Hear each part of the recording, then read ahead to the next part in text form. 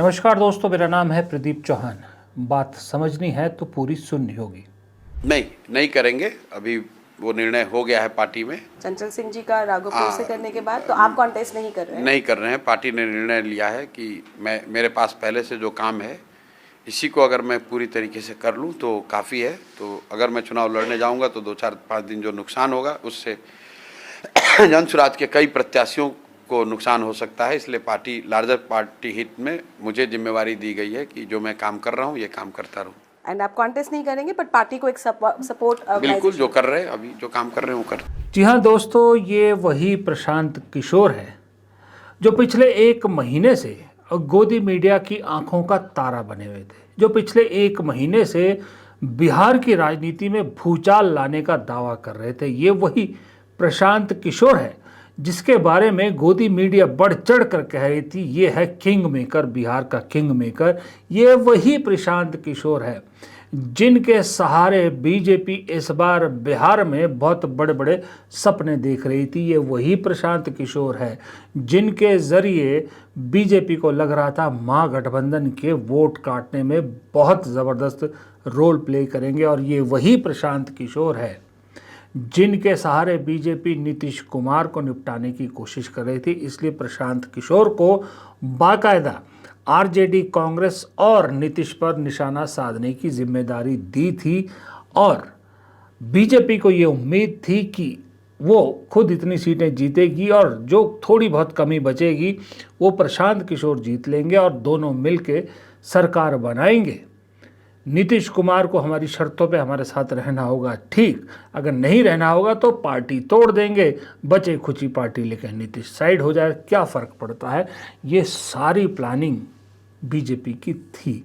लेकिन धीरे धीरे धीरे धीरे जब इस प्लानिंग का प्लॉट बदलता दिखा तो प्रशांत किशोर ने बीजेपी के बिहार के कुछ चुनिंदा नेताओं को निशाना बनाना शुरू कर दिया, जिसमें सम्राट चौधरी और 1-2 और नेता थे। बीजेपी ने खुली छूट भी इसलिए दे दी कि चलिए, आपको अगर अपनी राजनीति करनी है, अगर आपको लगता है कि इससे आपको मदद मिलेगी तो कर लीजिए। क्योंकि प्रशांत किशोर कह रहे थे कि लगातार सिर्फ तेजस्वी यादव पर प्रहार करने से तेजस्वी यादव को नुकसान की जगह फ़ायदा हो रहा है।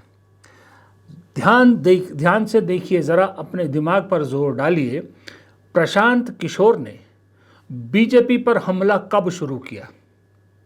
जब राहुल गांधी की वोटर अधिकार यात्रा पूरी हुई उसके बाद। क्योंकि प्रशांत किशोर को नब्ज समझ में आ गई बिहार की कि जिस तरह से राहुल गांधी की उस यात्रा को समर्थन मिला, जिस तरह से वोट चोर गद्दी छोड़ का नारा ना सिर्फ बिहार में बल्कि पूरे देश में, बल्कि मैं कह रहा हूँ देश से बाहर नेपाल तक पहुँच गया, उसके बाद प्रशांत किशोर को समझ में आ गया कि अगर उन्होंने जो 2-2.5 साल 3 साल से इतना पैसा खर्च किया, इतना सब कुछ किया है, उसको थोड़ा बहुत बचाना है तो तेजस्वी कांग्रेस से बाहर निकलकर बीजेपी पर निशाना साधना होगा। और ये बात उन्होंने बीजेपी आला कमान तक पहुंचाई। तो इसीलिए बीजेपी आला कमान ने मामूली सी छूट दी और प्रशांत किशोर ने वहाँ के 2-3 नेताओं को टारगेट किया। पूरी बीजेपी को निशाना नहीं बनाया, मोदी शाह को निशाना नहीं बनाया, जेपी नड्डा को निशाना नहीं बनाया। जबकि जब कांग्रेस की बात करते थे वो, तो बिहार कांग्रेस की बात नहीं करते थे, फिर हमला सीधा राहुल गांधी पर करते हैं। आरजेडी पर जब बात करनी हो तो सिर्फ तेजस्वी यादव पे बात नहीं करते, फिर लालू प्रसाद यादव को भी खींच लाते हैं। लेकिन बीजेपी के मामले में सिर्फ 3-4 चेहरे थे। लेकिन वो तरकीब भी फेल हो गई। फेल ऐसी हुई कि जिसका नतीजा ये निकला कि जो प्रशांत किशोर दावा कर रहे थे कि वो तेजस्वी के खिलाफ चुनाव लड़के उसे हराएंगे, आज चुनाव लड़ने से ही इनकार कर रहे हैं। यानी रण क्षेत्र में युद्ध लड़ने से पहले ही भागने पर आमादा हो गए। क्योंकि उन्हें मालूम है, प्रशांत किशोर को ये समझ में आ गया कि अगर मैं चुनाव में उतरा तो हार तय है, और अगर मैं हारा तो बची खुची इज्जत है वो भी जाएगी। क्योंकि प्रशांत किशोर ने जैसे ही टिकटों का बंटवारा किया, समझ में आ गया कि लोगों को सच्चाई पता लग गई है। उन्हें समझ में आ गया कि मेरे ही कार्यकर्ता मुझे हरा देंगे, क्योंकि इतने आरोप प्रशांत किशोर पे अभी आधी टिकट में ही लग गया। अब प्रशांत किशोर न सिर्फ ये कह रहे हैं कि मैं पार्टी के लिए प्रचार करूंगा, पार्टी चाहती है मैं ना लड़ूं, बल्कि अब ये भी कह रहे हैं कि अगर 150 से कम सीट आती है, 150 से कम एक भी सीट उनकी पार्टी की आती है, तो ये उनकी निजी हार होगी। इतने बड़े, मतलब इतना मार्जिन छोड़ रहे हैं। आपने वो देखे ना, वो होते हैं क्या कहते हैं, प्री पोल सर्वे होते हैं ना, एग्जिट पोल और वो सब होते हैं, ओपिनियन पोल, उसमें देते ना कि इस पार्टी को मिलेंगे 50 से 60 सीट, इसको मिलेगी 70 से 80 सीट, 10 का 15 का ऐसा मार्जिन होता है। वहाँ तक तो समझ में आया। प्रशांत किशोर ने तो 150 सीटों का मार्जिन रख दिया कि 243 में से अगर 150 में से एक भी कम आई तो उनकी निजी हार होगी। मतलब वो मान चुके हैं कि ये तो नेक्स्ट टू इम्पॉसिबल है कि वो किंग मेकर की भूमिका में आए, क्योंकि एकदम से उनकी हवा निकल गई। बीजेपी के लिए ये ज़बरदस्त, बहुत ज़बरदस्त झटका है प्रशांत किशोर का इस तरह से पीछे हट जाना। ऊपर से उनके अपने कुनबे में टिकट बंटवारे को, सीट बंटवारे को लेकर जो सिर्फ फुटअव्वल है वो अलग से परेशान कर रही है। जीतन राम मांझी कह रहे हैं कि इस बार एनडीए में ठीक नहीं हुआ है, पछताएगा एनडीए। उपेंद्र कुशवाहा कह रहे हैं उन्हें मनाने के लिए बाकायदा दिल्ली लाया गया है, लेकिन चीज़ें ठीक होती नज़र नहीं आ रही। अब ऐसे में एक और जो सहारा है बीजेपी का वो है गोदी मीडिया, कि गोदी मीडिया के लोग बिहार में जाते हैं, स्पेशली पिछले 1-1.5 महीने से बिहार में जा रहे हैं, और जाते ही सबसे पहले प्रशांत किशोर को पकड़ते थे, उसका इंटरव्यू करते थे, फिर सम्राट चौधरी का इंटरव्यू करते थे, बस यही रह गया था। अब प्रशांत किशोर तो रण छोड़ के भाग गए। गोदी मीडिया को जिम्मेदारी है, उनको तो जो ड्यूटी दी है वो करनी पड़ेगी, लेकिन वक्त का पहिया बदल गया है बाबू भैया। गोदी मीडिया बिहार में जहां जा रही है उन्हें मुश्किलों का सामना करना पड़ रहा है, क्योंकि लोग मुंह पे अब उनकी बेइज्जती कर रहे हैं। कभी चित्रा त्रिपाठी को भागना पड़ता है, कभी अंजना ओम कश्यप को भागना पड़ता है, तो कभी दूसरे जितने भी गोदी एंकर हैं उनको शो करने के दौरान इतनी मुश्किलात आ रही, क्योंकि जैसे ही वो सवाल शुरू करते हैं पूरी जनता से एक ही आवाज़ आती है, वोट चोर गद्दी छोड़। वोट चोर, वोट चोर, वोट चोर, वोट चोर, गड्डी चोर, वोट चोर, गड्डी चोर, वोट चोर, वोट चोर, वोट चोर, वोट चोर,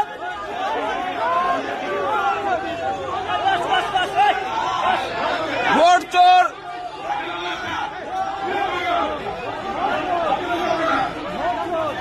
वोट चोर।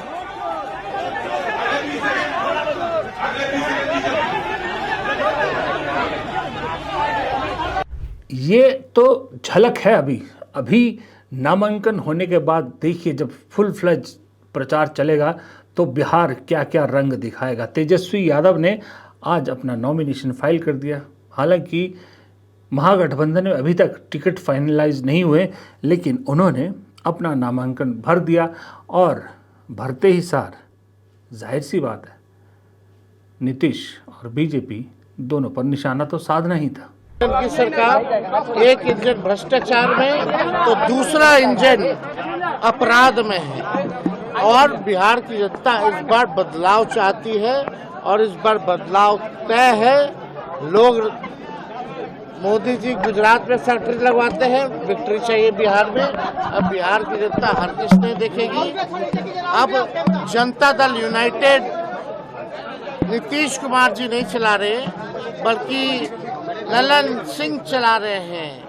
अब जनता दल यूनाइटेड संजय झा चला रहे हैं, और विजय चौधरी चला रहे हैं। अब नीतीश कुमार जी का जनता दल यूनाइटेड नहीं रहा। ये तीनों नेता बीजेपी के हाथों बिक करके नीतीश जी को इन लोगों ने बर्बाद कर दिया, और पूरा समाज जो है इन लोगों से बदला लेने का काम कर रहा है। अच्छा, बीजेपी के लिए प्रशांत किशोर गोदी मीडिया तक ही बुरी खबर नहीं, एक बुरी खबर और। अब बीजेपी के हर जगह आपको मालूम है ये जो अपने प्यादे खड़े कर रखे होते हैं बीजेपी ने, 2 प्यादे और एक्सपोज हो गए बिहार में। वो हैं केजरीवाल और मायावती। ये दैनिक भास्कर का स्टिंग ऑपरेशन देखिए। दैनिक भास्कर के स्टिंग ऑपरेशन में दिखाया कि किस तरह से आम आदमी पार्टी बिहार में 20 लाख रुपए मांग रही है टिकट के लिए, और बहुजन समाज पार्टी मायावती वाली कह रही है कि 15 लाख दे दो और कहीं से भी लड़ो। मतलब खुलेआम आम आदमी पार्टी और बीएसपी टिकट बेच रही, ये दैनिक भास्कर की खबर बता रही है, और राजभर की पार्टी भी यही कर रही है। यानी जितने प्यादे हैं बीजेपी के, सब की पोल पट्टी बिहार में खुल के आ गई, सबका कच्चा चिट्ठा चेहरा सामने आ गया है। आपको मालूम है जगह जगह पर ये सब प्यादे बीजेपी ने बिठा रखे। अब एक प्यादा बीजेपी ने और बिठा रखा है, वो है तेलंगाना में। बीजेपी को जो नुकसान सबसे ज़्यादा पहुंचा रहा है वो राहुल गांधी का वोट चोर का मुद्दा है। अब तेलंगाना में भी एक बाय इलेक्शन है, शायद जुबली हिल्स का है, हैदराबाद में। वहाँ को लेकर जो वहाँ की जो दूसरी पार्टी है वाईएसआर पार्टी, बीआरएस पार्टी, उनके जो अभी सेकंड सर्वे सरवाए केटीआर, वाईएसआर के बेटे, केसीआर के बेटे, उन्होंने प्रेस कॉन्फ्रेंस की और कांग्रेस को वोट चोर साबित करने की कोशिश की। कहा कि इस बाई इलेक्शन से पहले लोगों को वोट जोड़े जा रहे हैं वहाँ पर, जबकि कांग्रेस के मीडिया सेल ने तुरंत उसका जवाब दे दिया, उसका सारी सच्चाई सामने रख दी कि जिन वोटों की बात वो कर रहे थे वो तो 2024 के जनरल इलेक्शन से पहले की है। मतलब एक और प्यादा बीजेपी ने खड़ा किया कि कांग्रेस को ही वोट चोर बता दो ताकि कहीं तो कोई मसाला मिले, क्योंकि वोट चोर वाला ऐसा मुद्दा है जिसका जवाब ही बीजेपी को कहीं से नहीं मिल रहा। एक भी जगह आपने सुना है बीजेपी ने कोई उसका जवाब दिया हो, कुछ उसका आंसर मिला हो? कहीं नहीं मिल रहा है। इस तरह से हाथ पैर मार रही है, लेकिन वहाँ भी ना कि हमें भी मिल गई, वहाँ भी पोल पट्टी खुल गई। इसलिए मैंने कहा कि आज बीजेपी के जितने जो वो थे रण थे वो सब उल्टे पड़ गए। अब आलम ये है, प्रशांत किशोर के पे फिर लौटूंगा कि मैं कभी कभी प्रशांत किशोर के बारे में सोच के मुझे हैरानी होती है। अब आलम ये है कि प्रशांत किशोर पर अमित मालवीय, जो अच्छी तरह से जानते हैं प्रशांत किशोर कौन है, अमित मालवीय भी टॉन्ट मार रहे हैं और लिख रहे हैं कि दिल्ली की मीडिया जिनको बिहार चुनाव का एक्स फैक्टर बता रही थी तो वो तो जेड निकले, जेड मतलब ज़ीरो। असल बात यह है कि उन्हें लगा वो अरविंद केजरीवाल हैं, लेकिन बिहार की जनता ने ज़मीन पर उतार दिया। खबर यह है कि उनकी अपनी पार्टी में पैसों और टिकट के बंटवारे को लेकर इतना बवाल है कि अगर वो चुनाव लड़ भी लेते तो अपने ही कार्यकर्ता उन्हें हरा देते, जो मैं अभी बात कह रहा था। अब बताइए, अमित मालवीय दिल्ली की मीडिया कौन है? वही जो अमित मालवीय के इशारे पर चलती है। अब वो दिल्ली की मीडिया का भी मजाक उड़ा रहे हैं और साथ में अरविंद का, प्रशांत किशोर का भी मजाक उड़ा रहे हैं। दरअसल ये इनकी गलती नहीं है, ये फितरत 11 साल में बीजेपी की दिखी है कि जब कोई किसी का काम होता है, किसी को इस्तेमाल करना होता है तो उसे सर आंखों पर बिठाती है, उसे हर वो चीज़ मुहैया करवाती है जो उसको चाहिए होती है। लेकिन जैसे ही उससे काम ख़त्म हो जाता हो, काम का नहीं रहता, तो उसे इसी तरह से दूध से मक्खी की तरह निकाल देती है। यूज़ एंड थ्रो की पॉलिटिक्स, ये अब प्रशांत किशोर का नंबर आ गया है। केजरीवाल के साथ पहले हो गया, मायावती के साथ भी हो रहा है, और अब मायावती को टाइम पे इस्तेमाल किया जा रहा है। एक बार उत्तर प्रदेश का, तीसरी बार चुनाव जब अगर बीजेपी जीत जाती है, मायावती वहाँ कुछ काम आ जाती है, उसके बाद मायावती का भी हाल बहुत बुरा होने वाला है, ये भी तय है। अब प्रशांत किशोर को भी इशारे दिख रहे हैं कि प्रशांत किशोर का भी यूज़ एंड थ्रो हो चुका है। ये कैरेक्टर जो है वो बीजेपी का दिखता है। इसीलिए अब तो खुद के पुराने एलाइज और सारे नेता कहने लगे हैं कि बीजेपी के साथ जो भी पार्टी जुड़ती है बीजेपी उसको खा जाती है। और ये बात उद्धव ठाकरे, अकाली दल, जो दुष्यंत चौटाला, इनके अलावा मतलब ऐसे लोगों से पूछिए, कौन इनसे बेहतर जान सकता है कि बीजेपी का साथ देने से क्या होता है। और थोड़े दिनों में इस लिस्ट में नीतीश कुमार का नाम भी आने वाला है। नीतीश कुमार अभी भी आपको बता सकते हैं कि क्या हाल होता है, लेकिन ऑफिशियली जब एक बार बिहार के चुनाव हो जाएंगे तो वो भी उसी कतार में शामिल होंगे। तो अब प्रशांत किशोर उसमें नया नाम है। प्रशांत किशोर जो है अब रास्ता ढूंढेंगे, कोई ना कोई रास्ता पकड़ने की कोशिश करेंगे। वो चाह रहे थे बिहार में अपना पासवान, चिराग पासवान और जीतन राम मांझी से बड़ा, चिराग पासवान से खास करके बड़ा बीजेपी का अलाई बनने की कोशिश कर रहे थे नीतीश कुमार, तो वैसी साइड हो रहे थे। लेकिन अब सपने चकनाचूर हो रहे हैं। अब आगे देखना पड़ेगा कि प्रशांत किशोर का बीजेपी क्या करती है। फिलहाल इस वीडियो में इतना ही। वीडियो पसंद आया लाइक ज़रूर कीजिएगा। आपके वीडियो को लाइक करने से हमें बहुत मदद मिलती है। कृपया करके वीडियो को लाइक ज़रूर किया कीजिए। कुछ नहीं करना, आपको सिर्फ लाइक का बटन दबाना है। और अगर आपने चैनल सब्सक्राइब नहीं किया तो भी सिर्फ चैनल का सब्सक्राइब का बटन दबाना है। इन दोनों चीज़ों से हमें बहुत मदद मिलती है। और तीसरी जो मदद मुझे पर्सनली सबसे ज़्यादा मिलती है वो है जो आप कमेंट बॉक्स में अपनी राय रखते हैं, उससे बहुत बहुत मदद और ज्ञानवर्धन होता है। नमस्कार।